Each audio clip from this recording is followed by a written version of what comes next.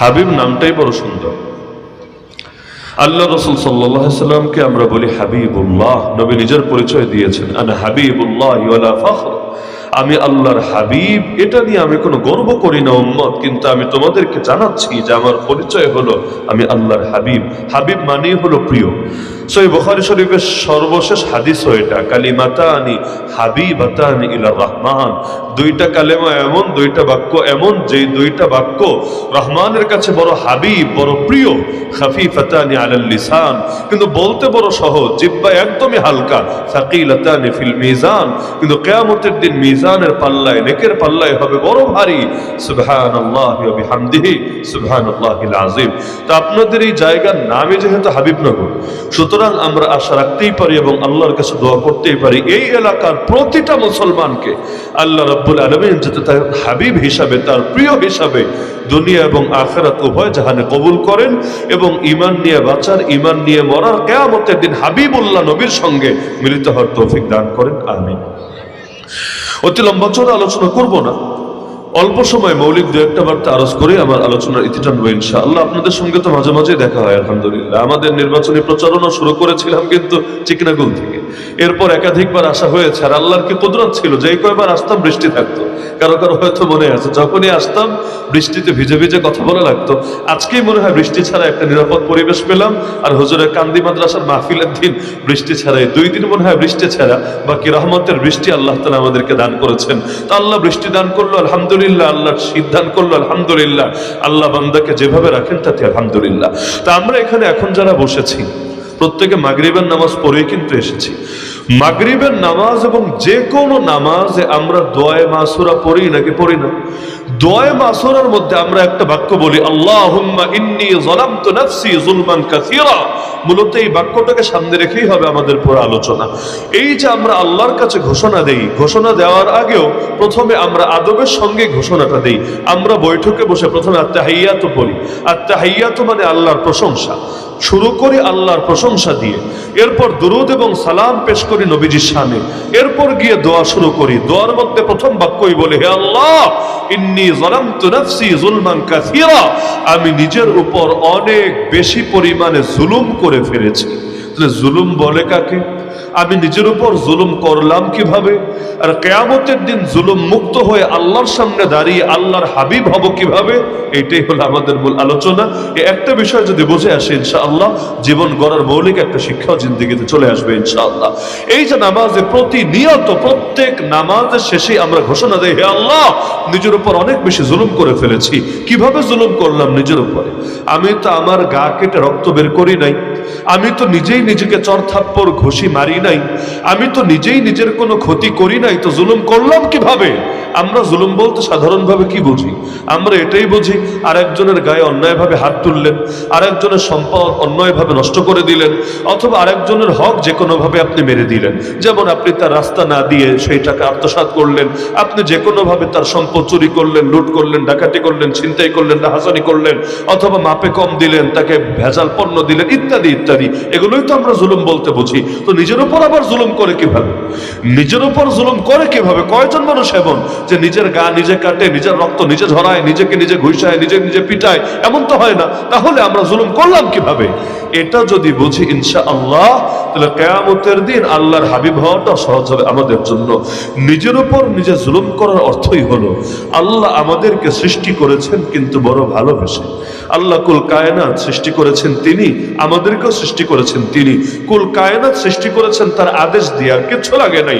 আল্লাহ বলেছেন আসমান তুমি হও, হয়ে গেছে, জমিন তুমি হও, হয়ে গেছে। আল্লাহ নিজের আদেশ দিয়ে কুল কায়নাতকে সৃষ্টি করেছেন। কিন্তু আমাদেরকে আল্লাহ কিভাবে সৃষ্টি করেছেন নিজেই বলেন, খালাকতুহু বিয়াদাইয়া, আমি বান্দাকে নিজের হাতে সৃষ্টি করেছি। আদেশে না, খালি আদেশে না, নিজের হাতে সৃষ্টি করেছি বান্দাকে। এমনকি সৃষ্টি করে কত সম্মান দিলেন, সুবহানাল্লাহ। ওই জগতে থাকতেই আল্লাহ তাআলা ফেরেশতাদেরকে বললেন, তোমরা সম্মান দেখাও আদমকে। কিভাবে? উসজুদু লি আদম, উসজুদু লি আদম। এর দুইটা ব্যাখ্যা করা যায়। এর মধ্যে একটা ব্যাখ্যা হলো আদমকে কিবলা মেনে সেজদা দাও। কিবলা বানিয়ে দিলেন আল্লাহ তাকে। কিবলা, কিবলা কখনো আল্লাহ বানান কাবা, কখনো বানান মসজিদ আকসা। কিবলা কখন কোনটা হবে এটা নিয়ন্ত্রণ একমাত্র আল্লাহর হাতে, পৃথিবীর কারো হাতে না। আল্লাহ তাদের জন্য সাময়িক কেবলা বানালেন যে তোমরা সেজদা দাও আদমকে কেবলা মেনে, আর সেজদা দিবা আমাকে, সেজদা তাকে না, সেজদা দিবা আমাকে। তো কেবলা বানিয়ে দিলাম তোমাদের জন্য আদমকে, তার প্রতি সম্মান দেখানোর জন্য। আগেই বলেছে দুইটা ব্যাখ্যা করা যায়, এর মধ্যে একটা ব্যাখ্যা হলো এটা, আর আরেকটা ব্যাখ্যা হলো তোমরা আদমকেই সেজদা দাও, তবে ইবাদতের সেজদা না, সম্মানের সেজদা, ইবাদতের না, সম্মানের সেজদা। আল্লাহ তাআলা তাদেরকে আদেশ দিলেন, ফেরেশতারা সেজদা করলো। এই যে আল্লাহ ফেরেশতাদের চাইতেও দামি বানিয়ে দিলেন, সম্মানিত করে দিলেন, অথচ ফেরেশতারা পাপ করে না, আমরা পাপ করি। ফেরেশতাদের চাহিদা নাই, আমাদের কত চাহিদা, চাহিদা শেষই নাই। ফেরেশতাদের পেটের চাহিদা নাই, লজ্জাস্থানের চাহিদা নাই, কিচ্ছু নাই, গুনাহ করার শক্তিই নাই, আর আমরা তো হামেশাই গুনাহের মধ্যে লিপ্ত আছি। এরপর আল্লাহ রাব্বুল আলামিন আমাদেরকে সম্মানিত করলেন, তাহলে আমাদের প্রতি তার বিশেষ ভালোবাসা আছে, বিশেষ রহমত আছে, এটা তো প্রমাণিত। এমনকি আল্লাহ নবী রাসূল পাঠালেন, ওই নবী রাসূল চাইলেও জিনদের মধ্যে পাঠাতে পারতেন নাকি পারতেন না?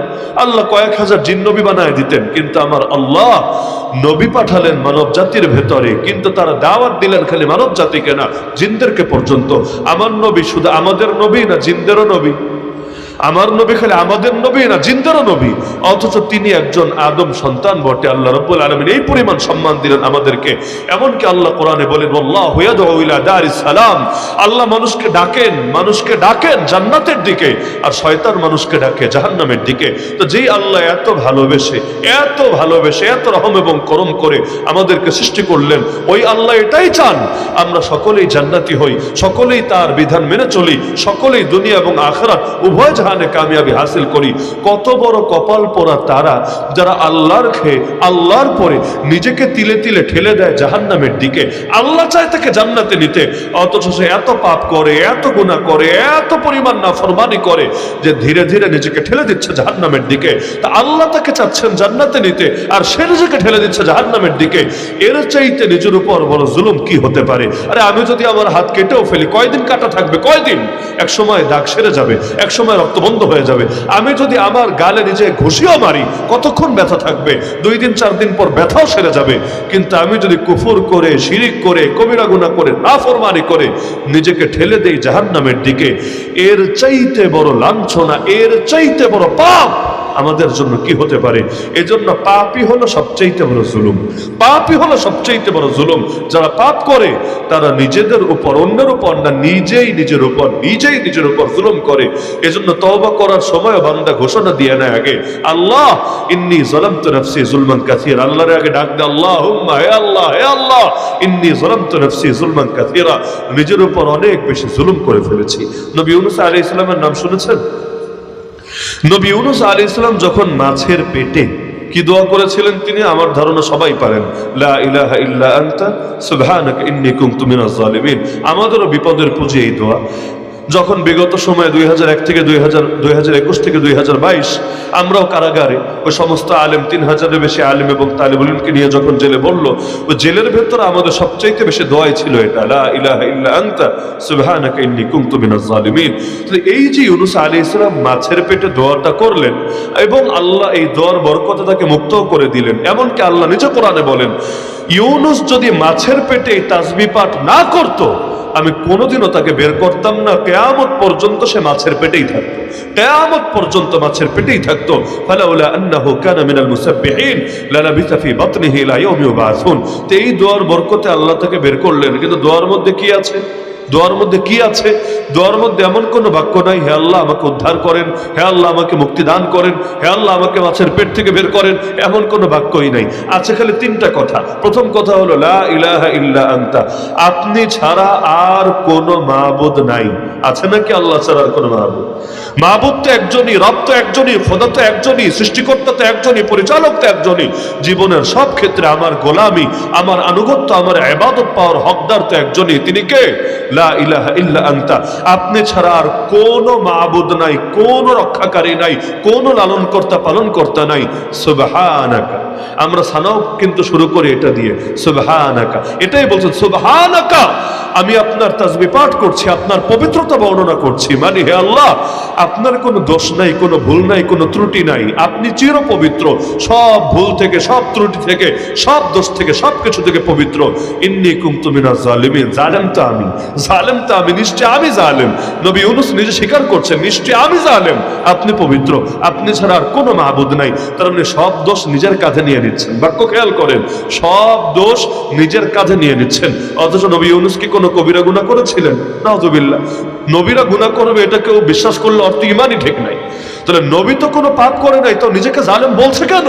শুধুমাত্র এ কারণে বলছেন, শুধুমাত্র এ কারণে যে আল্লাহ রাব্বুল আলামিনের আদেশ আসার আগেই তিনি হিজরতে বের হয়েছিলেন। হিজরত করা নিষেধ না, কত নবী হিজরত করেছেন, হিজরত করা তো একটা ইসলামের বিধান, নিষেধ না। কিন্তু যারা বেশি আপন হয়, যারা বেশি আপন হয়, তাদের ছোট ছোট জিনিসে অনেক সময় কষ্ট আসে। দুনিয়াতে দেখবেন আরেকজন লোক যাকে চেনেন না, ও গালি দিলেও আপনার লাগে না। আপনি ভাবেন চিনি না জানি না, ও তো গালি দিতেই পারে, কি এমন সমস্যা? কিন্তু আপনার কাছের মানুষটা যদি গালি দেয়া লাগবে না, একটু অবহেলা দেখায়, একটু অমনোযোগিতা দেখায়, একটু দূরে দূরে থাকতে চায়, দেখবেন দিলে বড় কষ্ট হয়, দিলে বড় যাতনা হয়। তাহলে আপন আর দূর, এই দুইয়ের মধ্যে পার্থক্য আছে। তো নবীদের চাইতে আল্লাহর বড় আপন কেউ আছে নাকি? নবী রাসূলের চাইতে বড় আপন কেউ আছে? তো নবী যেই কাজটা করেছেন কোনো নিষেধ কাজ না, কোনো ভুল কাজ না, কিন্তু আল্লাহ রাব্বুল আলামিন এই কারণে কষ্ট পেলেন যে আমি অর্ডার দেওয়ার আগে কেন গেলা? আমি বলতাম তারপর যেটা, আমি তো অন্য নবীদেরকেও আদেশ দিয়েছি হিজরতের, তোমাকেও দিতাম, কিন্তু একটু আগে কেন তুমি করলা? এজন্য আল্লাহ রাব্বুল আলামিন থেকে পরীক্ষা করলেন। এখানে ইউনূস নবীর কোনো পাপ নাই, তারপরও নিজের কাঁধে সব তুলে নিয়ে বলছেন সুবহানাক, আল্লাহ আপনি চিরপবিত্র, আপনার সিদ্ধান্তে কোনো ভুল নাই। ইন্নী কুনতু মিনাজ জালিমিন, আমি জালেম। দোয়া করতে থাকলেন, আলাদা করে বলা লাগলো না আল্লাহ উদ্ধার করেন, আল্লাহ মুক্তিদান করেন, আল্লাহ সাহায্য করেন, কিচ্ছু বলা লাগলো না। খালি এতটুকুর বরকতেই আমার আল্লাহ ঠিকই মাছের পেট থেকে বের করে দিলেন। খালি বের করে দিয়েছেন তা না, অনেকে ঘটনা এতটুকুই জানে যে এক নবী মাছের পেটে গেলেন, পেট থেকে বের হলেন, কেচ্ছা খতম। ঘটনা এতটুকুই না। নবী ইউনূস আলাইহিস সালাম আমার জানা মতে একমাত্র নবী যিনি সম্প্রদায় থেকে হিজরত করার আগে তার সম্প্রদায়ের একটা মানুষও কালেমা পড়ে মুসলমান হয়নি, একজনও না। অথচ মাছের পেট থেকে যখন তিনি বের হয়ে আবারও ফিরে এসেছেন, একজনও আর কাফের রয় নাই, সবাই মুসলমান হয়ে গেছে। অবাক করা ব্যাপার না? মাছের পেটে যাওয়ার আগ পর্যন্ত একটা লোকও তার ডাকে সাড়া দিল না। যুগের পর যুগ দাওয়াত দিয়েও একজনকে কালেমা পড়াতে পারলেন না। খালি যখন মাছের পেট থেকে বের হলেন, সুবহানাল্লাহ, ওই জাতির একটা মাত্র মানুষ এমন থাকলো না যে বেঈমান, যে কাফের, যে অমুসলিম, বরং প্রত্যেকে কালেমা পড়ে নিল নবীর নামে। তাহলে কি হলো মাঝখানে? আল্লাহ নবী ইউনূস আলাইহিস সালাম জাতিকে দীর্ঘকাল বোঝালেন। লাস্টে গিয়ে আল্লাহ যখন জানিয়ে দিলেন, হে নবী, ওদেরকে বলে দেন তোদের হাতে মাত্র 3 দিন টাইম আছে, মাত্র 3 দিন, 72 ঘন্টা। এর ভেতর যদি ঈমান আনিস, আলহামদুলিল্লাহ, আল্লাহ তাআলা কিছু করবেন না। কিন্তু এই 3 দিন যদি পার হয়, চতুর্থ দিন যদি শুরু হয়, তোরা একজনও বাঁচবি না, আল্লাহ গজব দিয়ে সবাইকে ধ্বংস করে দিবে। অতীতে তো এমনই হতো, নবীদেরকে না মানলে আল্লাহ গজব দিয়ে ধ্বংস করে দিতেন। শুধু এই উম্মতের জন্য না, আমার আল্লাহ আমার নবীর দোয়ার বরকতে স্পেশাল ভাবে আমাদেরকে হেফাজত করেছেন। না হলে আমরাও যেই হারে নাফরমান, কত আগেই ধ্বংস হতাম। খালি নবীজির দোয়া যদি আমাদের জন্য না থাকতো, নবীর রওজায়ে আতহারের উপর আমার আল্লাহ অজস্র অগণিত সালাত এবং সালাম বর্ষণ করুন। তো এখন দীর্ঘকাল দাওয়াত দিলেন, কাজ হলো না। 3 দিন টাইম দিলেন, তাও কাজ হলো না। প্রথম দিন গিয়ে বোঝালেন এলাকার মুরব্বীদেরকে, গণ্যমান্য লোকদেরকে, সর্দারদেরকে যে হাতে বেশি টাইম নেই, জলদি নিজেরাও মুসলমান হন, জাতিকেও দাওয়াত দিয়ে মুসলমান বানান। তারা পাত্তাই দিল না। এতদিন কিছু হয় নাই, নতুন করে কেন হবে? দ্বিতীয় দিন গিয়ে হাত ধরা শুরু করলেন, ভাই মুসলমান হ, অন্তত আল্লাহর আযাব থেকে তো বাঁচতে পারবি, খালি ঈমানটা আন, কালেমাটা পড়। এখন ঈমান তো আনলোই না, উল্টা টিটকারি মারা শুরু করলো। কিরে, তোদের আল্লাহ এত স্লো কেন? আযাব দিতে 3 দিন লাগবে কেন? এই মুহূর্তে দিতে পারে না? এই মুহূর্তে বল দিতে, এই মুহূর্তে 3 দিন লাগবে কেন? মানে নবী একটা সুযোগ এনে দিলেন আল্লাহর পক্ষ থেকে, সুযোগ কাজে লাগাবে দূরের কথা, উল্টা টিটকারি মারতে শুরু করলো। 2 নম্বর দিনও চলে গেল, 3 নম্বর দিন আসলো। এদিনও তিনি লম্বা টাইম ধরে বোঝালেন, একটা মানুষও সাড়া দিচ্ছে না। অবশেষে নিরাশ হয়ে গেলেন। কতকাল আর দিলে আশা থাকে? মানুষ বলে না, ধৈর্যের বাঁধও একসময় ভেঙে যায়, কত আর আশা থাকবে? এক পর্যায়ে তিনি যখন দেখলেন না এদের মধ্যে কোনো সারা শব্দই নাই, ঈমান আনার কোনো আলামতই নাই, এক পর্যায়ে তিনি সিদ্ধান্ত পরিবর্তন করে ঘরে গিয়ে গাট্টি বস্তা যা ছিল, নবীদের আর থাকেই কি দুনিয়াতে, ওই সামান্য যা ছিল হালকা গুছিয়ে তিনি এলাকা ছেড়ে রওনা করলেন। যে মরলে তোরা মর, গজব খেলে তোরা খা, তোদের সঙ্গে আমি এখানে তো থাকতে রাজি না, তোদের উপর আগামী দিনে আযাব আসবে, সুতরাং তোরাই আযাবের ভুক্তভোগী হবি, আমি চললাম এলাকা থেকে। এতক্ষণ পর্যন্ত কিন্তু একটা লোক মুসলমান হয়নি, একজনও না। কিন্তু তিনি যখন এলাকা ছেড়ে চলে গেলেন, দুই একজন মানুষ বিষয়টা খেয়াল করল। হঠাৎ তাদের নজরে পড়লো, কি রে, সে তো নাই, ঘরেও দেখি জিনিসপত্র নাই, গেল কোথায়? তার মানে তো মনে হয় এলাকা ছেড়ে একদমই চলে গেছে, হিজরত করেছে। গিয়ে এলাকার পঞ্চায়েতের মুরব্বী যারা আছেন, সর্দার যারা আছেন, সবাইকে বলল, আর ইউনুস তো পুরো এলাকা ছেড়ে গাট্টি বস্তা নিয়ে চলে গেছে।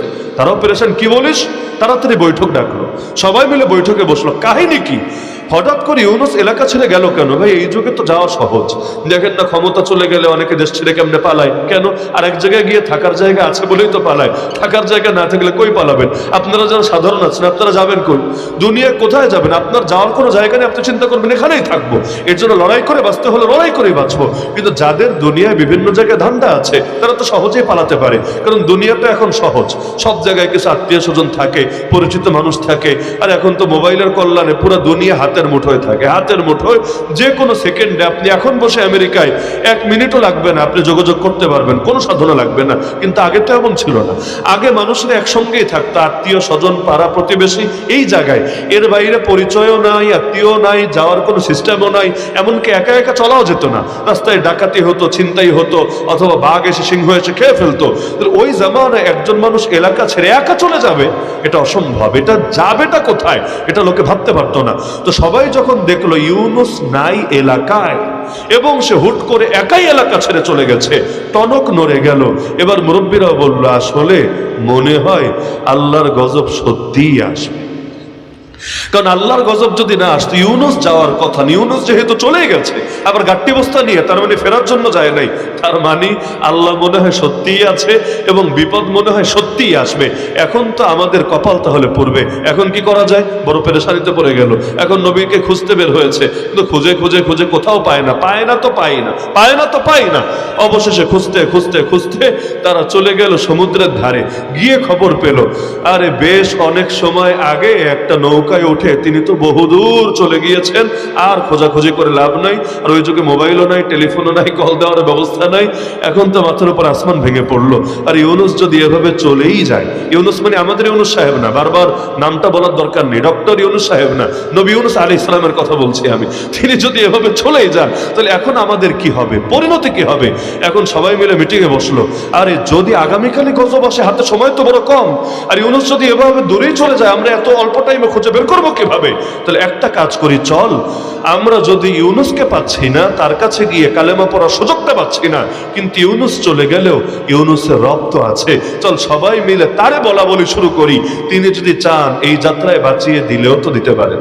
দিলের মধ্যে আসলো। এবার তারা পরিকল্পনা করে সবাই একদম আবাল বৃদ্ধ বনিতে, এমনকি ওদের গবাদি পশু যা আছে, একদম হাঁস মুরগি গরু ছাগল থেকে শুরু করে সব নিয়ে গিয়ে একটা খোলা মাঠে, এখন নামাজও তো পারে না, দোয়া দুরুদও কিচ্ছু পারে না, ওরা যেভাবে পারে সেভাবে আল্লাহকে বলতে শুরু করলো, আল্লাহ ইকশিফ আন্নাল আযাব ইন্না মুমিনুন, আমাদের থেকে এবারের মতো আযাব উঠায় নেন, আমরা সাক্ষ্য দিচ্ছি আমরা ঈমান এনেছি আপনার উপর। কালেমা পড়তে পারে না, কিন্তু এতটুকু বলছে, হে রব, ইউনুসের রব, আপনি এবারের মতো এই যাত্রায় আমাদেরকে রক্ষা করেন, আমাদের থেকে আযাব উঠিয়ে নেন। ঘোষণা দিলাম আমরা ঈমান এনেছি। এটা বলে কান্না আর কান্না। আর গবাদি পশু নিয়ে এসেছে এই কারণে, তবু যদি রবের একটু রহম হয়, ওদের দেখে রহম না হলেও এই অবলা জানোয়ারগুলো দেখেও যদি একটু রহম হয়, তবু যদি আযাব উঠায় নাই। ওরা তো টেনশনে দোয়া করেই যাচ্ছে, রাতে তো আরো পেরেশানি, সকালে যদি গজব চলে আসে কি হবে? আলহামদুলিল্লাহ সুম্মা আলহামদুলিল্লাহ, পরের দিন সকাল শুরু হলো, দোয়া তো আরো বেড়ে যাচ্ছে। শেষ টাইমে তো দোয়া এমনি বাড়ে, দোয়াতে এমনি বাড়ে। ওরা তো পেরেশান, আযাব আসলেও কিছু করার নাই, তাও যদি আল্লাহ রক্ষা করে আলহামদুলিল্লাহ। অবশেষে দেখা গেল সকাল কেটে দুপুরও চলে আসলো, আযাব আর আসলো না। ওদের দিল খুশি হয়ে গেল, যাক ইউনুস চলে গেল, ইউনুসের রব আমাদেরকে এবার বাঁচিয়েছেন। কিন্তু যেহেতু বেঁচে গিয়েছি, খালি ঘোষণা দিলেই তো হবে না, ঈমান আমল শিখতে তো হবে, ইবাদত বন্দেগী শিখতে তো হবে। আর শেখার আর কোনো মাধ্যম নাই, কারণ মুসলমান তো একটাও নাই। শেখার জন্য তো নবীকেই লাগবে। এবার সবাই মিলে শুরু করলো নবীর সন্ধান, কিন্তু নবীকে পাবে কিভাবে? নবী তো মাছের পেটে, নবী তো মাছের পেটে। আলহামদুলিল্লাহ, নবী সেখানে দোয়া করতে করতে করতে 40 দিনের মাথায় মাছ আর ঠিকই রাখতে পারলো না তাকে পেটে। আল্লাহর অনুগ্রহে তিনি উদ্ধার হলেন। উদ্ধার যখন হলেন, আল্লাহ তাআলা গায়বী ভাবে, কোরআনে আছে, সেখানে এমন একটা গাছ তৈরি করে দিলেন, মুহূর্তের ভেতরে গাছ তৈরি হলো, সেটা বড় হলো, সেখানে ফল ধরলো। ওই ফল তিনি খেলেন, পেটের ক্ষুধাও মিটলো। 40 দিনের ক্ষুধা বলে কথা, পেটের ক্ষুধাও মিটলো। আর এই কয়দিন ভেতরে থাকতে থাকতে যে অসুস্থ হয়ে গিয়েছিলেন তাও দূর হয়ে গেল। এবার ওদিকে জাতি তো খুঁজেই বেড়াচ্ছে, আর তিনিও জানেন না কই যাবেন, হাঁটতে শুরু করেছেন।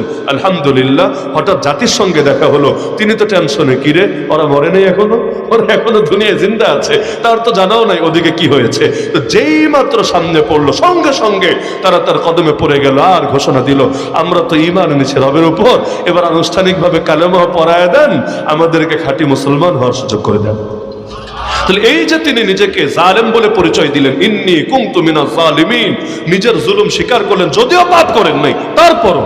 আরে ভাই, আপনি চিন্তা করেন, নবীদের শানই ছিল এটা, তারা পাপ থেকে না ইবাদত করার পরেও তওবা করতেন আল্লাহর কাছে, আর আমরা পাপ করার পরেও তওবা করি না আল্লাহর কাছে।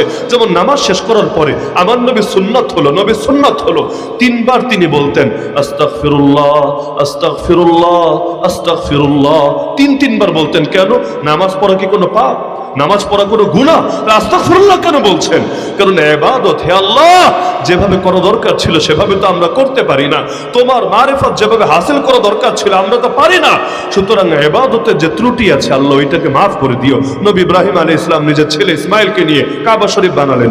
বানানোর পরে কি দোয়া করলেন? সূরা বাকারার মধ্যেই আছে, রব্বানা তাকাব্বাল মিন্না ইন্নাকা আনতাস সামিউল আলিম ওয়া তুব আলাইনা ইন্নাকা আনতাত তাওয়াবুর রহিম। প্রথম বাক্য হলো, হে আল্লাহ কবুল করে নেন, রব্বানা তাকাব্বাল মিন্না, আমাদের থেকে কবুল করে নেন, কারণ আপনি সব শোনেন, সব জানেন। কিন্তু পরের বাক্যই হলো ওয়া তুব আলাইনা, ওয়া তুব আলাইনা, আমাদের মাফ করে দেন, আমাদের তওবাও গ্রহণ করে নেন, ইন্নাকা আনতাত তাওয়াবুর রহিম, কারণ আপনি তওবা কবুলকারী, আপনি চির দয়ালু। তাহলে তওবার কি হলো? মাফের কি হলো? কাবা শরীফ নির্মাণ করে কি কোনো পাপ নাকি যে মাফ চাইতে হবে আল্লাহর কাছে? না। কিন্তু আল্লাহ তোমার ঘরের খেদমত যেভাবে করা দরকার ছিল করতে পারি নাই, হে আল্লাহ ওই ত্রুটিকেও মাফ করে দাও। এজন্য আল্লাহ কোরআনে জান্নাতীদের গুণ বলেছেন, কানু কালিলাম মিনাল লাইলি মা ইয়াহজাউন ওয়া বিল আসহারি হুম ইস্তাগফিরুন। একদিকে তাদের বৈশিষ্ট্য হলো রাতের বেলা খুব কম ঘুমায়, বাকি টাইমে কি করে? টিভি দেখে, বাকি টাইম আড্ডা মারে না, বাকি টাইম নামাজ পড়ে, ইবাদত করে, করার পরে অবিল আসহারি হুম ইস্তাগফিরুন, শেষ রাতে গিয়ে আল্লাহর কাছে ক্ষমা প্রার্থনা করে। আপনি বাক্য দেখেন, রাতের লম্বা টাইম ইবাদতে কাটায়, ঘুমে না, আবার শেষ রাতে গিয়ে ইস্তেগফার করে। ইস্তেগফার কেন? লম্বা টাইম ইবাদত করার পর ইস্তেগফার করা লাগবে কেন? ইবাদতের পরে ইস্তেগফার কেন?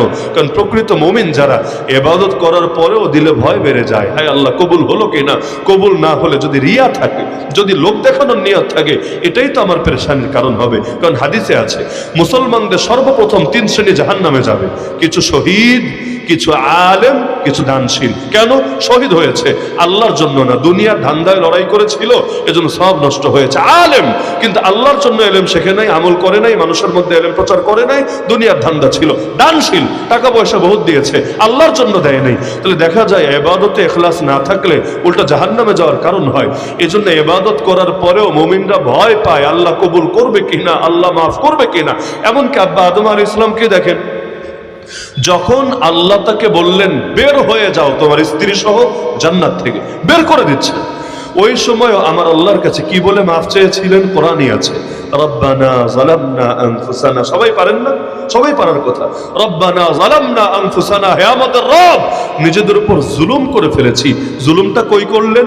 ওই যে ব্যাখ্যা কিন্তু আমি আগেই দিয়েছি, এই জুলুম নিজের হাতে আঘাত করা না, নিজের গা থেকে রক্ত বের করা না। রব্বানা যালামনা আনফুসানা ওয়া ইল্লাম তাগফির লানা ওয়া তারহামনা লানাকুন্না মিনাল খাসিরিন। কর্তৃপক্ষ দিয়েছেন সময় কম, ঠিক আছে আলহামদুলিল্লাহ, আমি আর আলোচনা দীর্ঘ না করি। মূল বার্তা আশা করি ক্লিয়ার হয়ে গিয়েছে, সময়টা আগ থেকে জানা থাকলে সুবিধা হতো কথা গুছিয়ে বলার জন্য। তাহলে শেষ করি 1 মিনিটে। সেটা হলো এমনি অবশ্য আপনাদের সাথে আমার এমনিও দেখা হবে। মাহফিলটা তো এটা জাস্ট ওসিলা, মাহফিলের ব্যানারে তো আমার নামও নেই, এটা হলো জাস্ট ওসিলা। কর্তৃপক্ষ যোগাযোগ করলেন যে যেহেতু শ্রীমঙ্গল আজকে রাত্রে মাহফিলে যাবেন, যেহেতু শহর হয়ে যাবেন, তাহলে একটু এলাকা সময় দিয়ে যান। আর আসলে তো এমনিও সময় দেওয়া দরকার, আর এখন যেহেতু সরকারিভাবে প্রচারণা নিষিদ্ধ, তো সুতরাং যেহেতু গণসংযোগ হচ্ছে না, অন্তত একটু নসিহত করে যান জাতিকে। আলহামদুলিল্লাহ, তো আপনাদের সাথে তো এমনিও দেখা হয়েছে, আগেও হয়েছে, আগামীতেও হবে ইনশাআল্লাহ। আমরা তো মনে করি আমরা যে লড়াইয়ে নেমেছি, আমার তো ব্যক্তি স্বার্থের কিছু নেই এখানে। কারণ আমি যদি একদিন নির্বাচনে গণসংযোগ না করে একদিন 10টা মাহফিলও করে, আমার তো ওইটাই বেশি লাভ। তাহলে আমার এখানে আসার দরকার কি? এখানে আসা দরকার হলো আল্লাহ নবী যেই নিয়াতে রাজনীতি করে গিয়েছেন, যেহেতু নবীর ওয়ারিসই হলো আলেমরা, তাদেরকেও একই নিয়াতে কিয়ামত পর্যন্ত রাজনীতিও করতে হবে। নবী করেছেন বলে নামাজও পড়ি, নবী করেছেন বলে ইলমও শিখি এবং শেখাই, নবী করেছেন বলে তাবলীগও করি, নবী করেছেন বলে মানুষকে ওয়াজও করি, নবী করেছেন বলে জিহাদও প্রয়োজনে করব, নবী করেছেন বলে রাজনীতির ময়দানেও কাজ করব। নবী করেছেন যা যা আমরাও করব তা তা, নবী করেছেন যা যা আমরাও করব তা তা। বিজয়ের মালিক আল্লাহ, আমাদের কাজ নবীর দেখানো পথে চলা, ব্যাস। তাহলে আমরা আল্লাহর জন্য লড়াইয়ে নেমেছি, আর আপনারাও আল্লাহর বান্দা, আপনারাও আল্লাহর বান্দা। সুতরাং আমি মনে করি এই লড়াই আপনারা এমনিও আমাদের পাশে থাকবেন, কারণ ইমানের জন্য যেই লড়াই, সেই লড়াইয়ে সমস্ত মুসলমানই মুসলমানদের পাশে থাকবে। আর একজন আরেকজনের পাশে থাকা, তাকে দ্বীনের লাইনে সহযোগিতা করা, এটা যদি নাই করে কিয়ামতের দিন পুঁজি কিভাবে হবে? তা আগামী দিনে সংসদে যারা যাবে, আমি তো মনে করি রাস্তাঘাটের কথার চাইতে আরো বড় জরুরি হলো আল্লাহর দ্বীনের কথা কারা বলবে, কোরআনের কথা কারা বলবে, ইসলামের কথা কারা বলবে, দ্বীন আর শরীয়তের কথা কারা বলবে।